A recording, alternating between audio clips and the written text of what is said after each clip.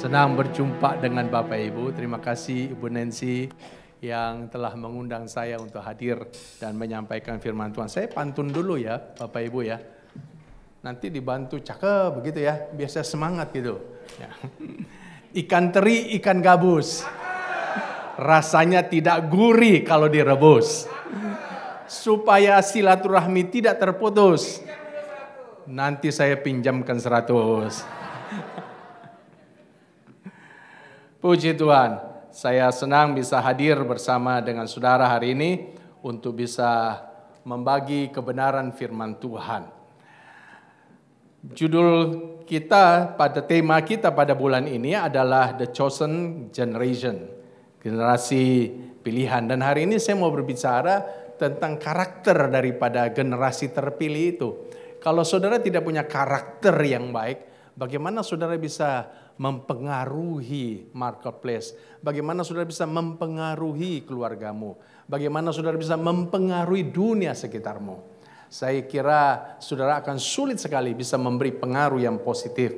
Dan hari ini kita mau belajar karakter dari seorang yang bernama Barak. Jarang dikhotbahkan tapi ini punya kebenaran-kebenaran yang indah. Mari kita membuka Alkitab kita, Hakim-Hakim pasal 4 ayat 1 sampai 10. Hakim pasal 4 ayat 1 sampai 10. Kita tidak akan membaca 10 ayat ini. Saya jelaskan saja secara singkat kepada saudara. Hakim pasal 4 ini terjadi kurang lebih tahun 1100 sebelum Masehi.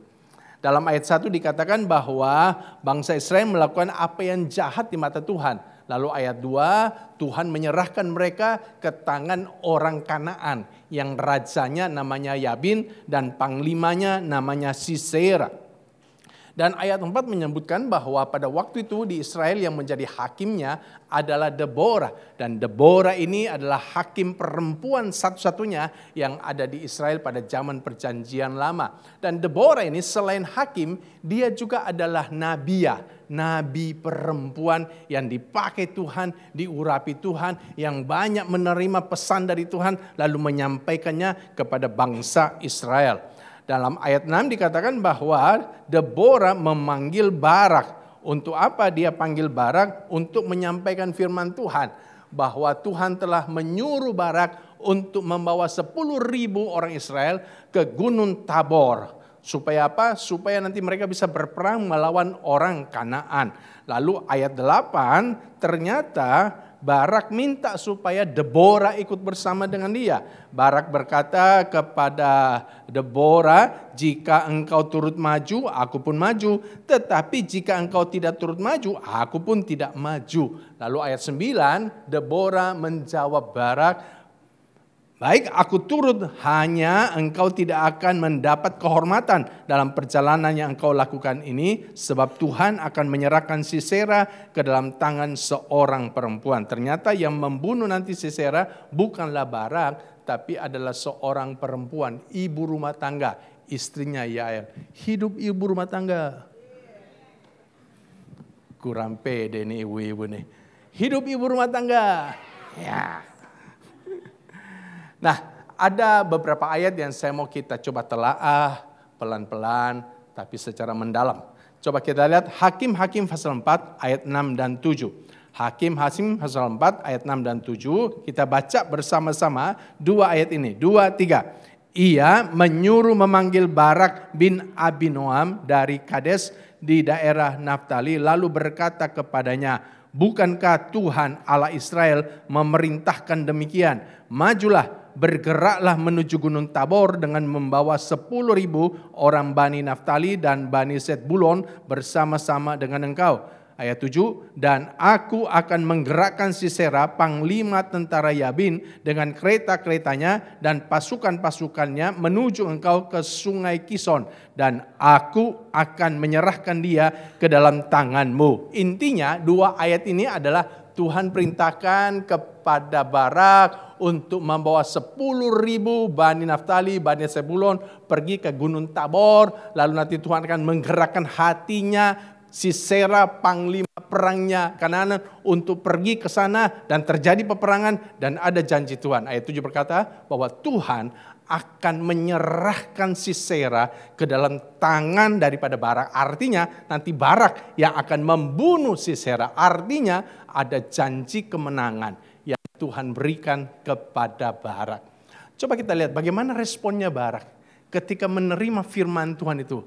Ternyata Barak tidak berkata begini, yes, lalu dia segera melaksanakan. Tapi yang Barak lakukan, ayat 8 berkata begini, ayat 8. Jawab Barak kepada Deborah, jika engkau turut maju, aku pun maju. Tetapi jika engkau tidak turut maju, aku pun tidak maju. Dari ayat ini banyak penafsir Alkitab yang menafsirkan bahwa Barak takut maju dalam peperangan. Makanya dia mengajak Deborah. Kenapa Barak takut maju? Karena Barak dia kurang percaya pada janji kemenangan yang Tuhan sudah berikan kepada Barak. Apakah tafsiran ini benar? Coba kita baca satu ayat. Ibrani pasal 11. Ibrani pasal 11. Ibrani pasal 11 ini berisi saksi-saksi iman. Pahlawan-pahlawan iman. Dan ternyata di antara pahlawan iman itu Barak termasuk di dalamnya. Coba kita baca Ibrani pasal 11 ayat 32. Kita baca bersama-sama ya, 2, 3. Dan apakah lagi yang harus aku sebut? Sebab aku akan kekurangan waktu apabila aku hendak menceritakan tentang Gideon, Barak, Simson, Yefta, Daud, dan Samuel, dan para nabi yang karena iman telah menaklukkan kerajaan-kerajaan, mengamalkan kebenaran, memperoleh apa yang dijanjikan, menutup mulut singa-singa. Jadi Alkitab mencatat salah satu saksi iman itu adalah Barak yang karena iman telah menaklukkan kerajaan-kerajaan, mengamalkan kebenaran, menutup mulut singa. Dengan kata lain, ayat ini membantah tafsiran yang mengatakan bahwa Barak itu tidak percaya kepada janji Tuhan. Karena ternyata Barak itu beriman sama Tuhan. Jadi waktu Barak mengajak Deborah, kalau kau ikut, aku maju. Kalau kau tidak maju, aku tidak maju. Ternyata bukan karena dia takut, karena dia tidak percaya sama janji Tuhan. Lalu karena apa? Nah, ini yang saya mau bagikan kepada Bapak Ibu. Yang pertama, karena Barak mau mengajarkan kepada kita untuk bijaksana dalam bertindak. Jadi Barak waktu terima janji Tuhan, dia tidak lalu ceroboh, tergesa-gesa, langsung bertindak, tapi Barak dia mau bijaksana dalam bertindak. Barak tidak mau seperti banyak orang Kristen zaman now yang atas nama melangkah dengan iman, bertindak dengan iman, lalu kemudian melakukan sesuatu tanpa pikir panjang. Akhirnya kemudian jatuh ke dalam berbagai-bagai pencobaan. Beberapa puluh tahun yang lalu ada pendeta yang beriman Tuhan akan memberikan gereja besar kepada dia. Dan tiap kali kalau dia berkhotbah dia selalu menyampaikan imannya itu. Bahwa satu hari nanti Tuhan akan membangunkan dia sebuah gereja yang besar. Dan dia akan punya gereja besar, jemaat yang besar. Dan satu hari saudara dia ditawarkan sebidang tanah yang luas. Dan tanpa menyelidiki dulu tanah itu bagaimana latar belakangnya, langsung dibeli, langsung dibayar. Setelah lunas dibayar ternyata tanah sengketa. Dan akhirnya tanah itu tidak bisa dimiliki dan Pak Pendeta ini rugi uangnya. Karena uangnya nggak bisa ditarik lagi. Contoh yang lain ya. Beberapa tahun yang lalu kan di Jakarta ini heboh ya dengan investasi bodong ya. Ya, pernah dengar itu ya? Nah, di jemaat kami ada seorang pengusaha yang diam-diam menanamkan uangnya di salah satu investasi itu. Nah, dia ngomong sama saya dan saya kaget sekali. Dan saya bilang, hati-hati. Kamu harus tahu dulu ini. Perusahaannya itu tercatat nggak, terdaftar nggak di OJK. Tapi saudara dia bilang begini, saya beriman, saya percaya. Tuhan akan berkati saya. Saya percaya melalui ini, saya akan diberkati dengan berlimpah. Dan akhirnya kita tahu bagaimana ceritanya, saudaraku, banyak orang tertipu. Saya dengar juga banyak pendeta yang tertipu, dan bahkan ada pendeta yang pakai uang gereja, masukkan ke dalamnya, dan tertipu. Nah, kurang hati-hati dalam bertindak, itu kadangkala yang kita lakukan atas nama melangkah dengan iman. Jadi kita ini harus belajar bijaksana dalam bertindak. Dan orang yang bijaksana, dia pasti hati-hati dalam bertindak. Tidak tergesa-gesa, tidak sembarangan, tapi benar-benar mempertimbangkan matang-matang. Kitab Amsal berkata, orang yang tergesa-gesa akan salah langkah. Jadi jangan tergesa-gesa. Ya. Jangan buru-buru berkata, yes I will, kepada pria yang berlutut di depanmu, lalu bilang begini, will you marry me? Jangan buru-buru berkata yes, dan terima tawaran pindah kerja, walaupun kelihatannya sangat menggiurkan. Pertimbangkan dulu matang-matang. Jangan buru-buru tanamkan uangmu pada sebuah perusahaan atau beli saham tertentu. Pikirkan dulu matang-matang. Amsal berkata begini. Amsal pasalnya yang ke-13 ayat 16 berkata begini. Orang bijaksana berpikir dahulu sebelum bertindak. Orang bodoh mengobralkan kebodohannya. Jadi orang bijaksana bukan hanya hati-hati dalam bertindak, tapi dia mikir dulu nih sebelum dia bertindak. Dia berpikir semua bertindak, artinya dia pertimbangkan dalam-dalam, dia pertimbangkan matang-matang. Dia pikir dulu nih sebelum dia share WA ke orang lain. Atau sebelum dia forward WA orang kepada yang lain. Dia pikir dulu sebelum dia upload konten ke dalam media sosialnya. Dia pertimbangkan matang-matang. Apakah WA ini bisa menyinggung perasaan orang? Apakah share forward WA dari orang lain ini WA hoax atau tidak?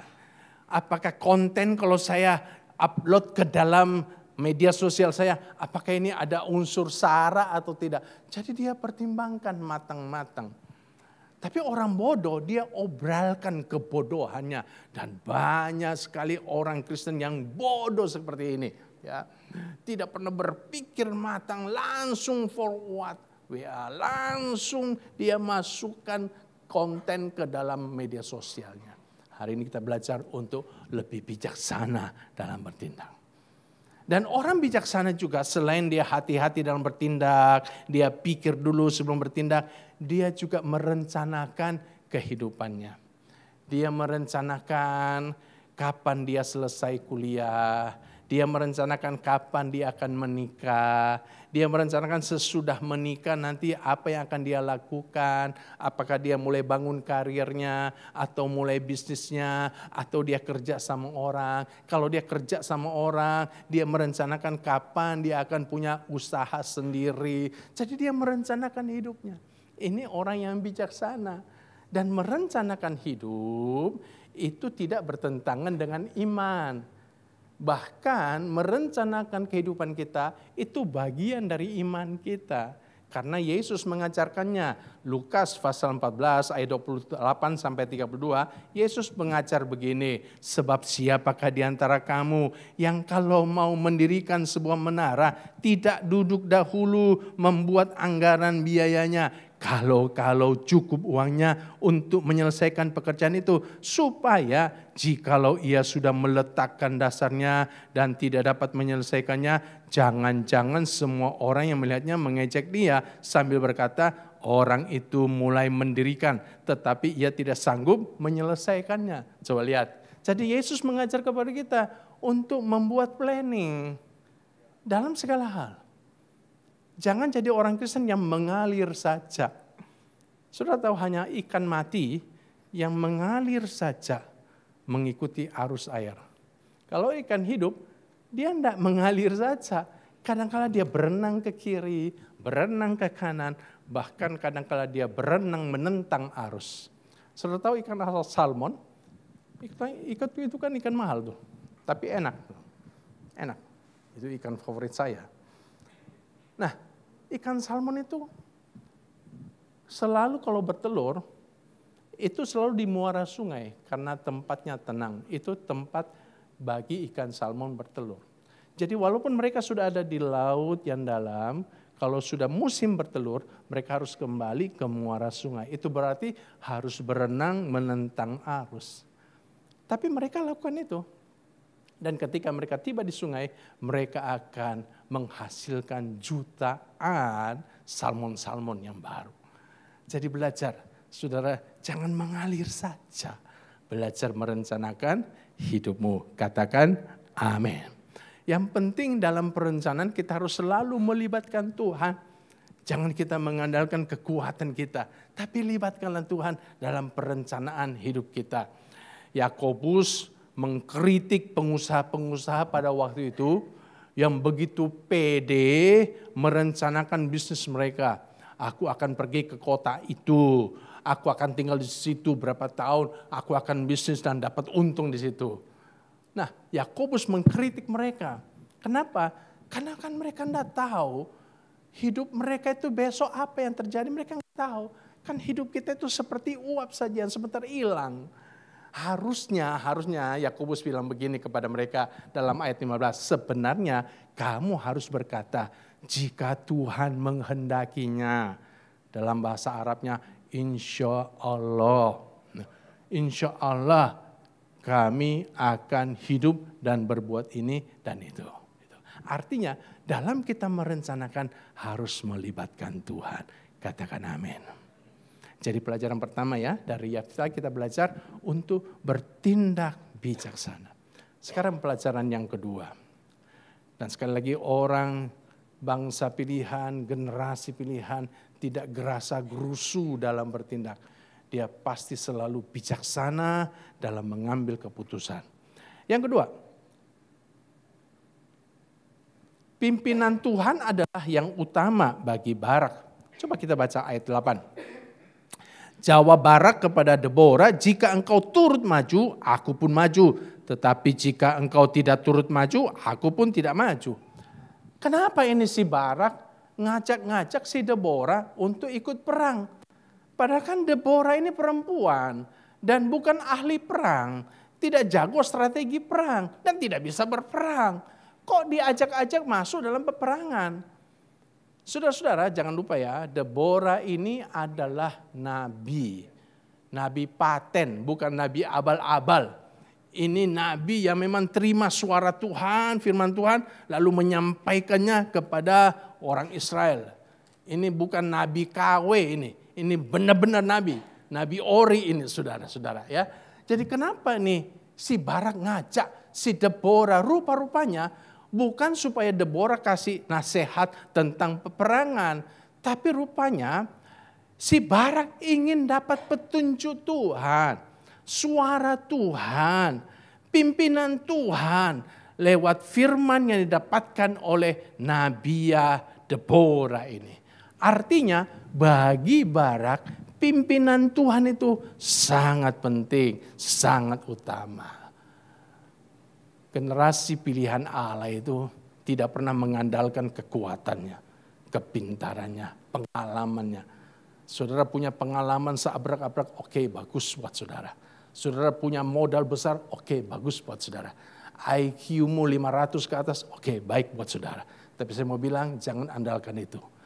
Tapi andalkanlah pimpinan Tuhan. Sebab tanpa pimpinan Tuhan, hidup kita bisa akan berakhir dengan air mata.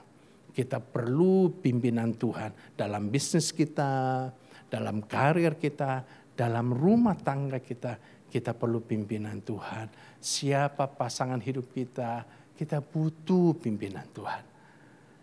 Pada waktu orang Israel keluar dari Mesir, ada di padang gurun 40 tahun, mereka kan dipimpin oleh tiang awan, tiang api. Orang Israel itu punya nabi-nabi. Dan dari nabi-nabi orang Israel menerima suara Tuhan. Dan mereka dipimpin oleh suara Tuhan itu. Dan orang Israel itu sangat hormat sama nabi-nabi. Kalau mereka perang, kalau nabi mereka bilang maju, mereka maju. Kalau nabi mereka bilang mundur, mereka mundur. Jadi mereka punya nabi, punya tiang awan, punya tiang nabi. Lah kalau kita sekarang ini kan tidak ada lagi tiang awan, tiang nabi. Nabi kan terhitung kita, ya kan? Terhitung dengan jari. Nabi yang asli itu. Ya. Lalu kita dipimpin dengan siapa? Hari ini Tuhan memberikan kita firman Tuhan, Alkitab. Alkitab itu berisi firman Tuhan. Makanya Alkitab kita perlu dibaca tuh Pak, Ibu. Jangan jadikan Alkitab barang pajangan. Itu perlu dibaca. Waktu kau baca Alkitab, Tuhan bisa bicara kepadamu lewat setiap ayat yang kau baca itu. Katakan amin. Jadi ada jemaat suami istri nih ngundang Pak Gembalanya dinner, makan malam. Datanglah ini Pak Gembala seorang diri ya ke rumah jemaat yang baik hati itu. Setelah makan malam, Pak Pendeta ini, Pak Gembala pulang ya. Dan kemudian ini suami istri mereka beres-beres rumah. Lalu istrinya kaget, loh kan tadi saya taruh uang $100 di atas piano, kok hilang? Wah ini pasti yang ambil ini Pak Gembala ini, karena gak ada tamu selain dia. Dia satu-satunya tamu hari itu. Ini suami istri lalu kemudian berburuk sangka, pasti Pak Gembala yang ambil. Dan mereka kecewa sekali. Aduh kok pendeta pencuri ya. Mestinya tadi minta aja baik-baik, pasti kami kasih. Kok ambilnya diam-diam? Dan mereka akhirnya mogok ke gereja. Tidak mau ke gereja. 5 bulan mereka tidak ke gereja. Dan satu hari Pak Gembala ini ketemu sama mereka di supermarket. Lalu Pak Gembala negor mereka, tanya mereka, bro, sis, sudah lama ini tidak ke gereja. Kemana aja kalian? Dan suami istri ini mukanya cembetut ya. Lalu istrinya ngomong gini, maaf ya Pak Gembala ya, kami rasa percumalah kami ke gereja kalau punya gembala seperti itu. Loh memang kenapa? Pak Gembala mestinya ngomong dong waktu kami undang makan malam, kalau butuh uang ngomong aja sama kami, pasti kami kasih. Masa ambil diam-diam? Loh bagaimana ceritanya? Pak Gembala tanya. Begini Pak Gembala, kami itu taruh uang $100 di atas piano. Waktu Pak Gembala pulang, uang itu hilang. Pasti Pak Gembala yang ambil. Lalu Pak Gembala kemudian minta maaf. Aduh minta maaf ya, saya lupa cerita. Jadi itu uang $100 itu jatuh di lantai. Saya pungut, saya masukin selipin dalam Alkitab yang ada di atas piano. Karena saya pikir kalau kalian nanti buka Alkitab, baca Alkitab, pasti temukan uang itu. Jadi mohon maaf, aduh saya lupa ngomong sama kalian. Wah ini suami istri jadi malu sekali. Karena ketahuan ternyata mereka tidak pernah baca Alkitab mereka. Ada yang punya pengalaman seperti itu? Pak, Ibu, Alkitab itu adalah suara Tuhan yang bisa memimpin kita. Bacalah Alkitab. Kami tahun 99 dapat tanah yang luas. Lalu di atas tanah itu sudah ada gedung yang bisa nampung kira-kira 300 orang lah. Dan kami beribadah di gedung itu ya. Di bangunan itu, bukan gedung lah, bangunan. Dan 1 tahun ya berjalan dan jemaat semakin bertambah. Dan selalu saya ditanyain begini, Pak, kapan kita mulai bangun? Ini jemaat sudah tambah banyak, kapan mulai bangun? Saya tunggu, saya belum dapat petunjuk Tuhan. Terus bertambah, sampai 4 tahun. Hampir setiap minggu saya ditanya, kapan Pak? Kapan bangun Pak? Kapan bangun? Saya tunggu, saya belum dapat petunjuk Tuhan. Dan ketika tahun keempat, satu hari waktu saya lagi membaca kitab Nabi Hagai. Dan Tuhan bicara begitu kuat kepada saya. Dan saya tahu, itulah saatnya itulah harinya kami harus mulai membangun. Saya kumpulkan pengurus gereja. Saya bilang, saatnya sekarang kita mulai membangun. Tuhan sudah kasih petunjuk kepada saya. Dan saya tanya kepada bendahara gereja, berapa saldo kas? Ada 50 juta. Waduh. Padahal dalam perencanaan gedung kami waktu itu kalau tidak salah sekitar 15 miliar. Tahun 99. Ya. Bagaimana bisa 50 juta bangun gedung 15 miliar. Tapi karena ini kan pimpinan Tuhan. Dan saya sangat yakin Tuhan yang minta. Tuhan yang mau saya bangun gereja itu. Dan saya oke, jalan saja. Dalam 2 tahun kami menyelesaikan bangunan gereja 4 lantai. Sekali ibadah bisa menampung 1.500 seat. Tanpa utang.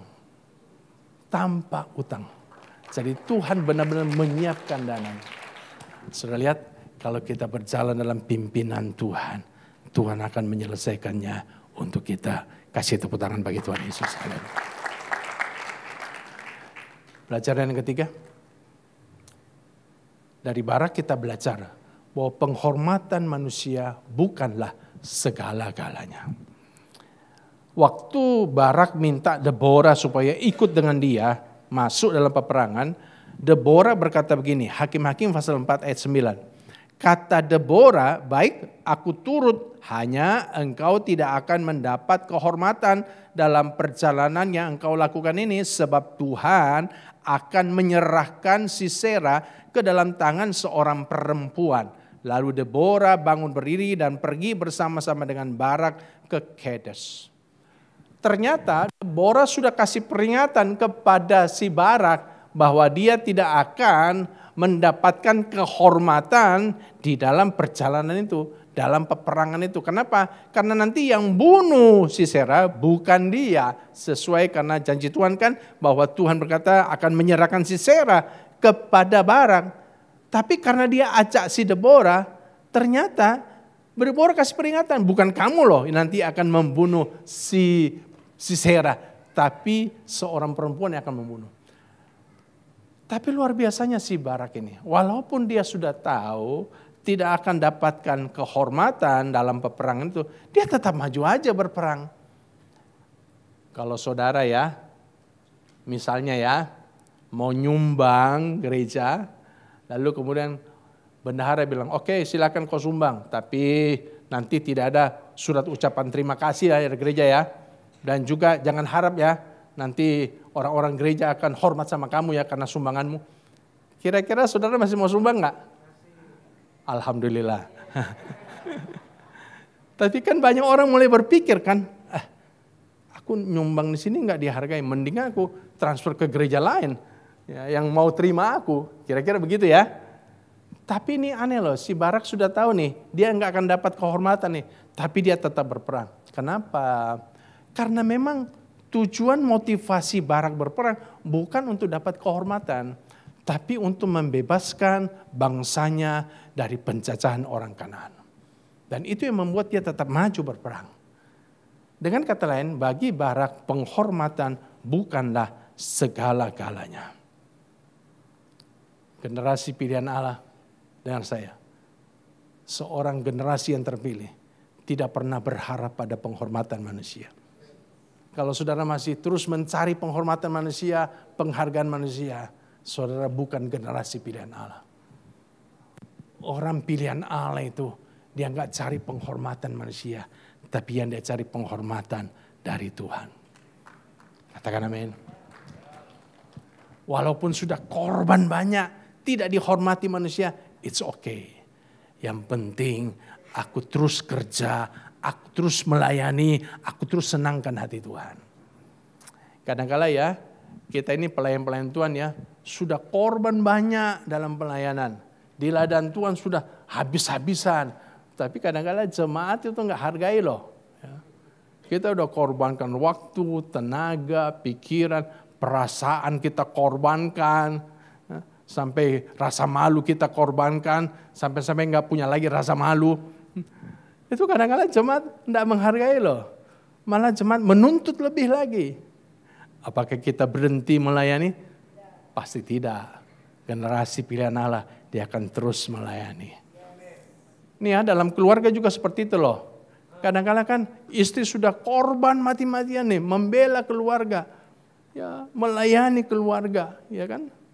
Sampai lupa perawatan tuh. Sampai mukanya tumbuh jerawat. Waduh, sudah lupa perawatan. Kenapa? Karena nggak ada waktu buat ke salon. Medicure, pedicure nggak ada waktu. Waktunya semuanya habis buat keluarga, buat besarin anak, ya kan? Buat masak buat suami, setrika buat suami. Ya. Tapi kadang-kala nggak dihargai loh sama suami loh. Hah? Bahkan suami ketika lihat kita berubah bentuknya dari langsing jadi langsung, dia bisa pindah ke bagian lain loh.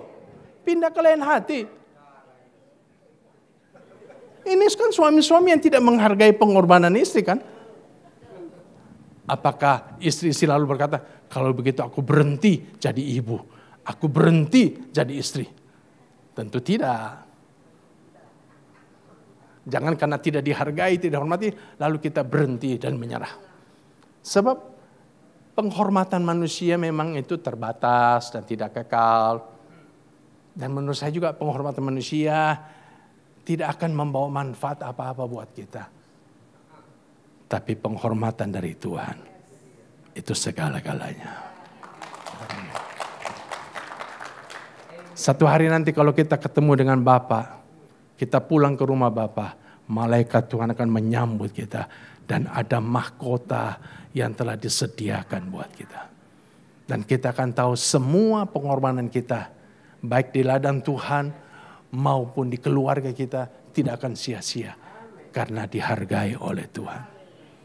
Kalau hari ini ada Bapak Ibu yang diabaikan pengorbananmu oleh keluargamu, it's okay Bapak Ibu.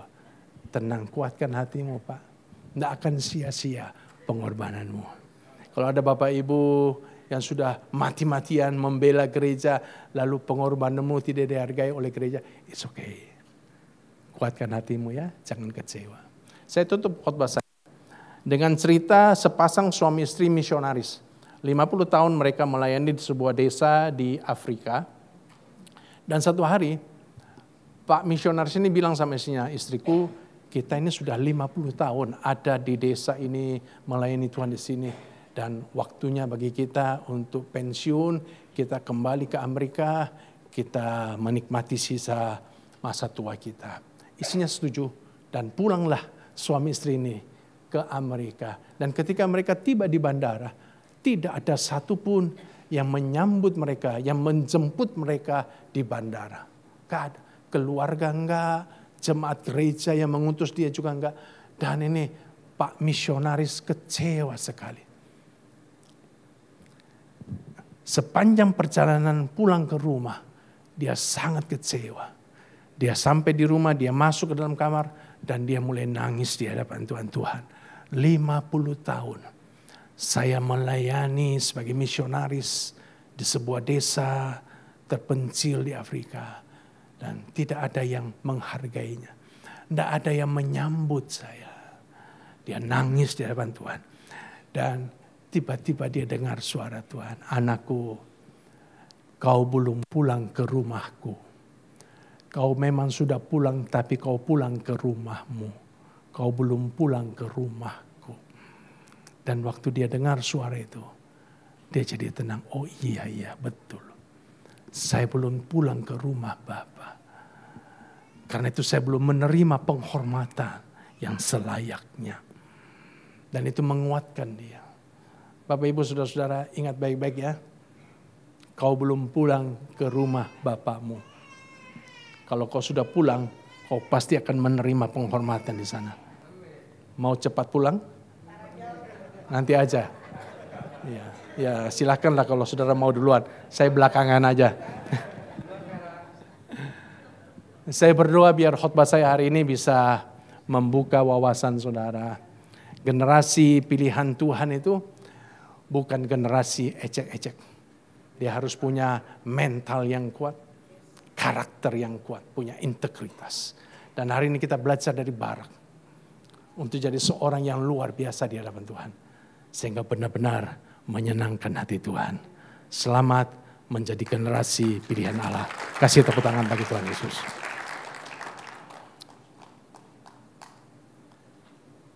Haleluya, puji Tuhan.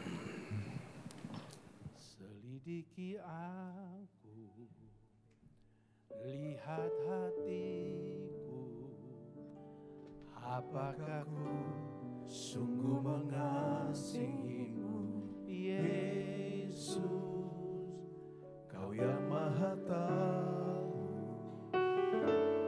dan menilai hidupku, tak ada yang tersembunyi bagimu. Selidiki aku. Mari kita bangkit berdiri. Lihat hati. Amin, amin, amin. Apakah ku sungguh mengasihimu, Yesus, Kau yang Maha Tahu dan menilai hidupku, tak ada yang tersembunyi bagimu. Telah kulihat kebaikanmu yang tak pernah habis di hidupku. Ku berjuang sampai akhirnya Kau dapati aku tetap setia. Telah kulihat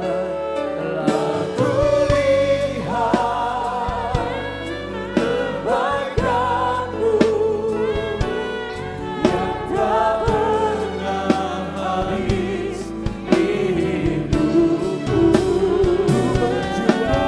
Berjuang sampai akhirnya Kau dapati aku tetap setia. Tundukkan kepalamu, saudara. Tundukkan kepalamu.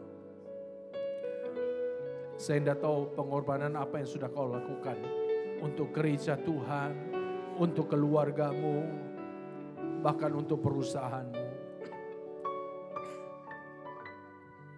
Kalau kau dapat pujian, penghargaan, puji Tuhan. Tapi kalau hari ini kau tidak mendapatkan pujian, tidak mendapatkan penghargaan, jangan kecewa. Jangan berhenti, saudara. Terus berjuang sampai akhir. Terus berjuang sampai akhir. Karena satu hari nanti kalau kau ketemu dengan Bapa surgawi, kau akan mengalami malaikat Tuhan akan menyambut saudara. Mahkota telah tersedia bagi saudara. Haleluya, haleluya. Haleluya, haleluya. Kalau saudara berkata, sayalah orangnya.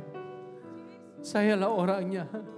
Saya ingin menjadi bangsa pilihan Allah yang punya karakter seperti Barak, akan berjuang sampai akhir, tidak mencari penghormatan manusia, tapi hanya mencari penghormatan Tuhan.